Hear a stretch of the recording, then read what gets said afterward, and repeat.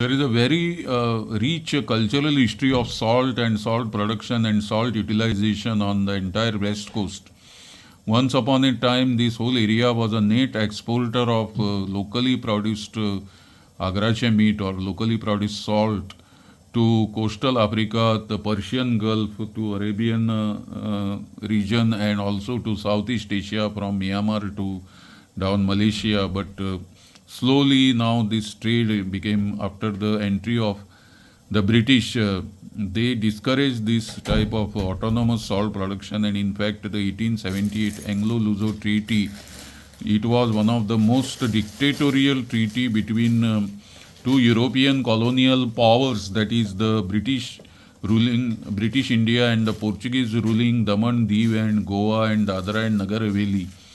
They were all basically competing for the local salt market, and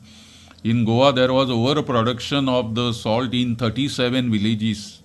in some 6 talukas, and thousands of people depended up to 1878 on the locally produced salt for trade. In fact, the locally produced salt was Goa's brand identity for thousands of years, and British could not stand that because Goan salt became flooding the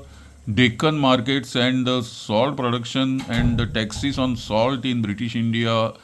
plummeted. So the British got worried about the competition that was coming from the cheaply available and sold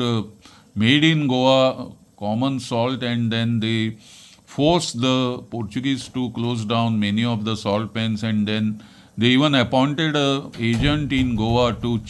go around and check the production of the salt, and those were the black days for salt industry in Goa during 19th century, and this continued till the end of the 19th century. But this setback which Goan salt industry received due to suppression and repression by the British could have been one of the impulse for Mahatma Gandhi to undertake the famous Dandi March to produce